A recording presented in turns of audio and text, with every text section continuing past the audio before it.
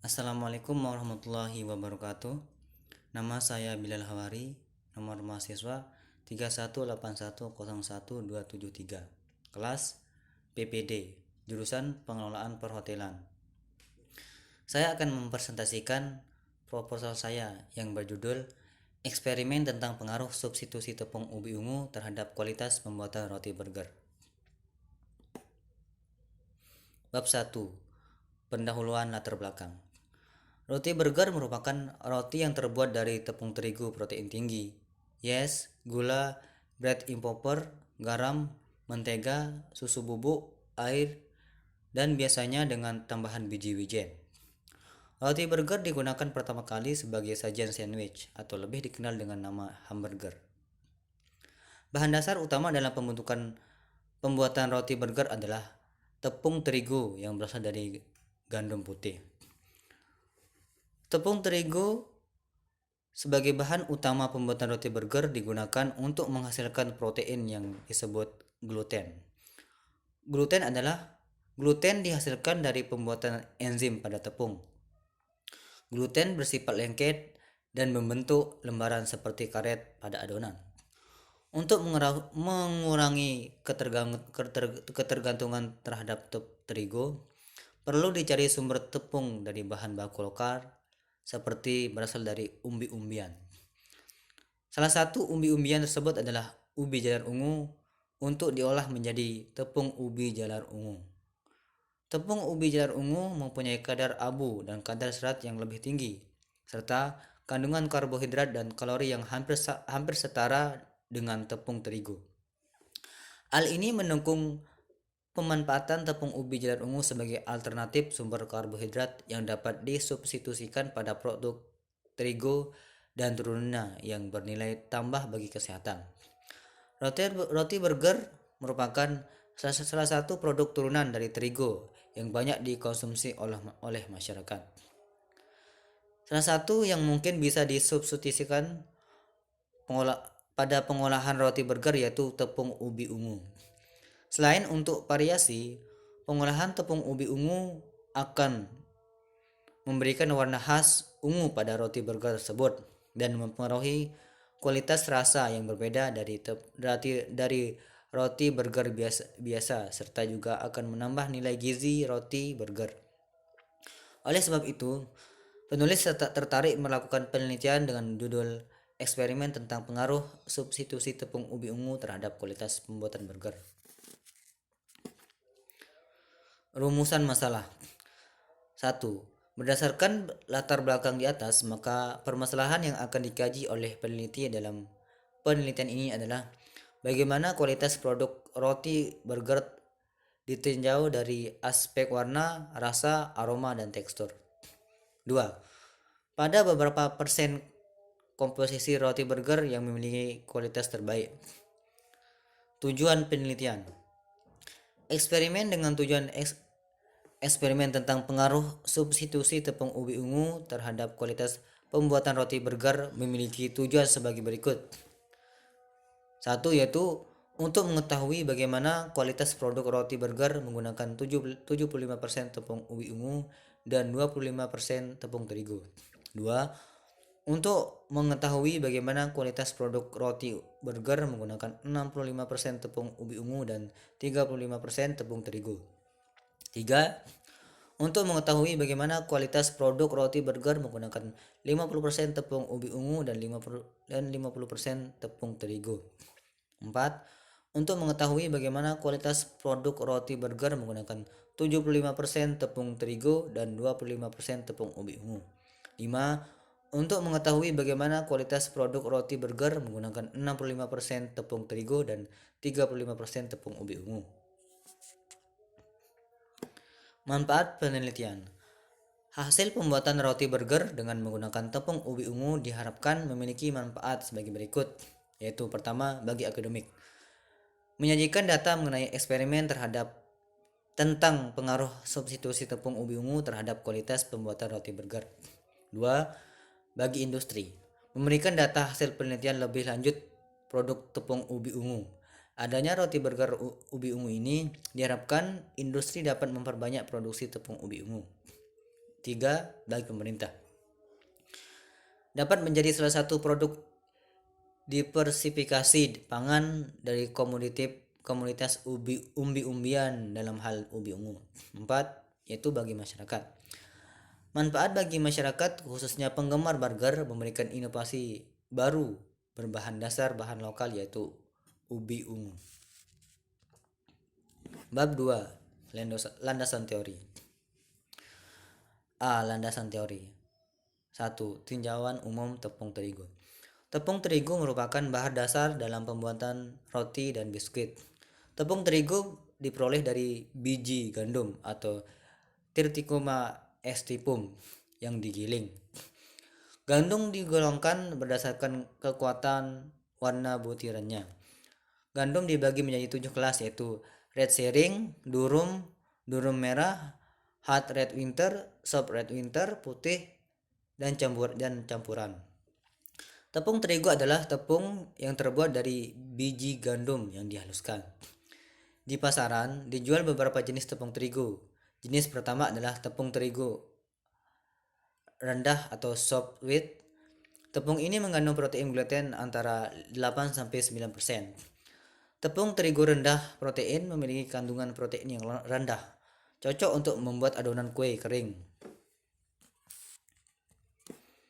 Dalam pembuatan roti, tepung yang digunakan adalah hard flour atau tepung kuat karena memiliki kandungan gluten yang tinggi.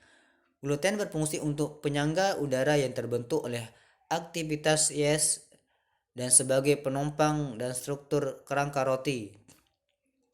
Berikut adalah beberapa unsur gizi beserta kandungannya. Pertama yaitu unsur gizi. Kadarnya 100 gram. Energi 335 kalori, protein 99,0 G, lemak 1,5 gram, karbohidrat 77,2 gram, kalsium 22 mg, fosfat 150 mg, besi 1,3 mg, vitamin A 0,0 SI, vitamin B 0,12 mg, vitamin C 0 mg, air 11,8 gram. 1. Tentang tepung ubi ungu. A. Ubi ungu. Ubi jalar ungu atau Impomea batatas par aimuraski biasa disebut Impomea batatas karena memiliki kulit dan daging umbi yang berwarna ungu kehitaman atau ungu pekat. Ubi jalar ungu mengandung pigmen antosianin yang lebih tinggi daripada ubi jalar jenis lain. Ubi jalar ungu menjadi sumber vitamin C dan beta-karoten atau provitamin A yang sangat baik. Kandungan beta-karoten ubi jalar ungu lebih tinggi dibandingkan ubi jalar kuning. Selain vitamin C, beta-karoten dan vitamin A, komponen yang terpenting adalah kandungan antosianin. Ubi jalar ungu memiliki serat pangan atau dietary fiber, mineral, vitamin, dan antioksidan yang cukup tinggi. Senyawa pektin, hemiselulosa, dan selulosa merupakan serat pangan yang terdapat pada ubi jalar dan berperan dalam menentukan nilai gizinya. Serat pangan merupakan polisakarida yang tidak dapat tercerna dan serap dalam usus halus sehingga akan terfermentasi dalam usus besar. Ubi jalar mengandung banyak karbohidrat yaitu berkisar antara 75-90% yang terdiri pati 60-80%, gula 4-30%, selulosa, hemilulosa, dan pektin. Pigmen warna ungu bermanfaat sebagai antioksidan karena dapat menyerap polusi udara, racun, oksidasi dalam tubuh yang menghambat pengumpulan sel-sel darah. Ubi ungu juga mengandung serat pangan alami yang tinggi, prebiotik. Kandungan lainnya dalam ubi jalar ungu adalah beta keroten. Hormon ini merupakan antioksidan bagi sel sistem saraf, berperan dalam pembentukan hormon endokrin. Kurangnya melatonin akan menyebabkan gangguan tidur dan penurunan daya ingat, dan menurunnya hormon endokrin yang dapat menurunkan kekebalan tubuh. B. Tepung ubi ungu.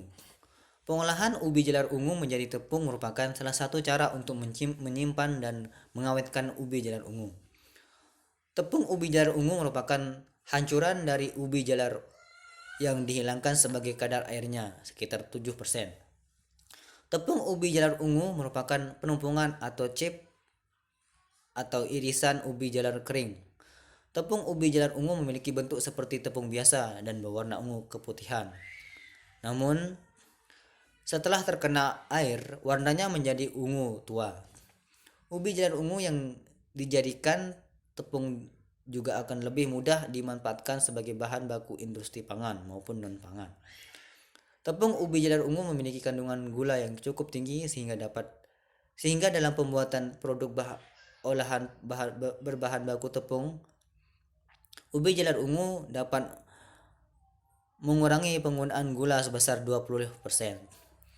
Tepung ubi ungu merupakan produk baru ubi jalar setengah jadi yang pembuatan tepung yang dapat digunakan sebagai bahan baku industri makanan serta berdaya simpan lebih lama.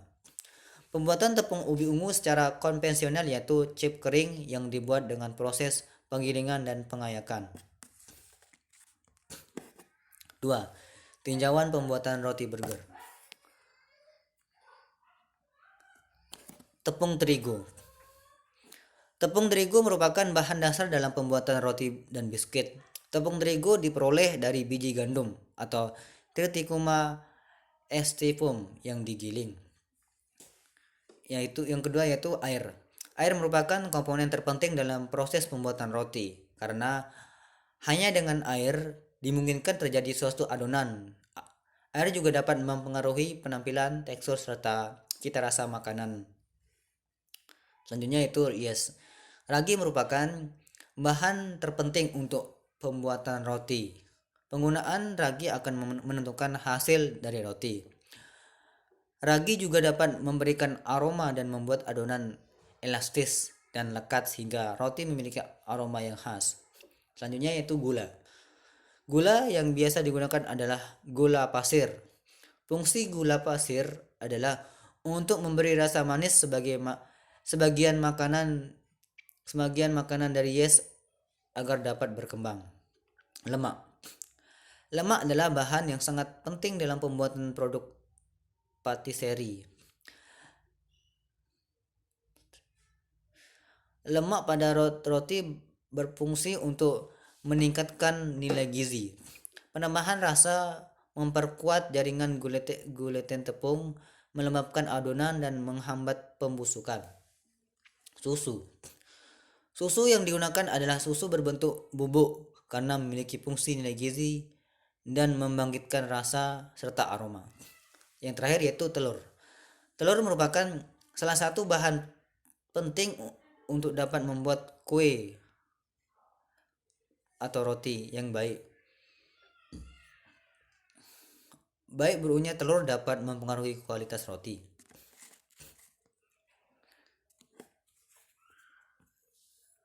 Di bawah ini adalah kerangka pikir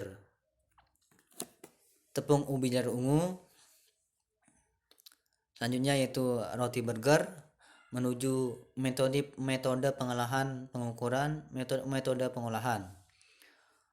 pengukuran, pencampuran, pemanggangan. Selanjutnya ke bawah yaitu kualitas roti burger. Selanjutnya uji indrawi, rasa, aroma, tekstur serta warna. Penelitian terdahulu. Pada penelitian pembuatan produk mie basah yang dilakukan oleh Ratna Windadari 2016, Fakultas Teknologi Pertanian Universitas Jember dengan judul Substitusi tepung terigu dengan tepung ubi jalar ungu pada pembuatan mie basah. Berdasarkan hasil penelitian dirancang dua tahap. Tahap pertama adalah pembuatan tepung ubi jalar ungu dan tepung tempe. Dan tahap kedua adalah pembuatan mie basah pada berbagai formulasi tepung yang berbeda. Formulasi mie basah dibuat dengan rasio terigu dan tepung ubi jalar ungu yaitu 70%, 20%, 50%, 40%, 30%, 60%, dan 10% bagi 80%. Konsentrasi tepung tempe yang ditambahkan yaitu 10%. Setiap formulasi dilakukan pengamatan organoleptik dan fisik. Kemudian satu produk mie basah yang disukai dilakukan uji karakteristik kimia. Data yang diperoleh dianalisis secara deskriptif dan hasil pengamatan ditampilkan dalam bentuk tabel dan histogram. Formulasi yang disukai oleh panelis adalah 70% 70% terigu, 20% tepung ubi ungu. Karakteristik organoleptik mie basah dengan formula 70% tepung terigu, 20% berbanding 20% memiliki nilai kesukaan warna 2,97 atau agak suka. Kesukaan aroma 3,00 agak suka, kesukaan rasa 3,13 agak suka, kesukaan elastisitas 3,0,3 agak suka. Nilai daya rehidrasi mie basah tersebut 130,63%. Waktu pemasakan 170,0 detik. Ligness 40,15, 17,74, Hu 359,69. Karakteristik kimia mie basah tersebut memiliki kadar air sebesar 64,77%, kadar abu 2,42%, kadar lemak 8,78%, kadar protein 15,03%, kadar karbohidrat 9,00%, dan aktivitas antioksidan sebesar 10,48%.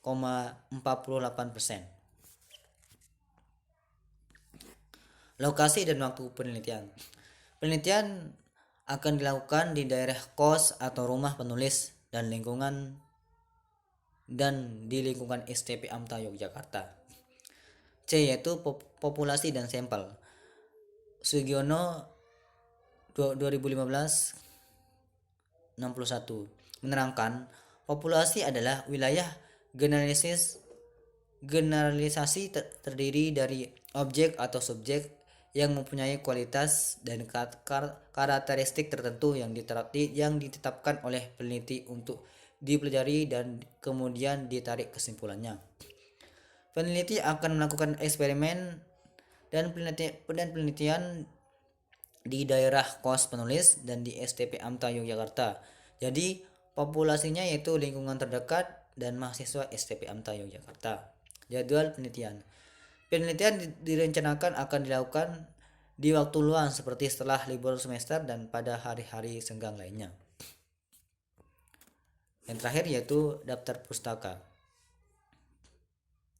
Daftar pustaka penulis ambil pertama itu Kumalaningsih Sri 2016, antioksidan alami, pengangkat radikal bebas, Surabaya, Trubus Agnesia. Selanjutnya itu Mott Josh 2016, Get American Burger Book, How to Make Authentic Regional Hamburger at Home, New York Abraham Books. Selanjutnya yaitu Mujanto, Edi Setio, dan Yulanti tahun 2014, membuat aneka roti, penebar swadaya, Jakarta. Nasir 2011, metode penelitian, Jakarta, Galia, Indonesia. Selanjutnya itu pendidikan boga busana 2009, bahan ajar Patiseri Yogyakarta, Fakultas Teknik UNY. Selanjutnya itu Sarwono 2005, Ubi Jalal Jakarta, Penebar Swadaya. Yang terakhir yaitu Hamidah Siti tahun 2008 dengan judul Job Sheet Patisserie Yogyakarta, Fakultas Teknik Universitas Negeri Yogyakarta. Sekian dari saya. Apabila ada kesalahan atau kekurangan dalam presentasi proposal ini, mohon dimaafkan. Sekian, mohon maaf. Allahumma bil hadi ila sabil rasab. Assalamualaikum warahmatullahi wabarakatuh.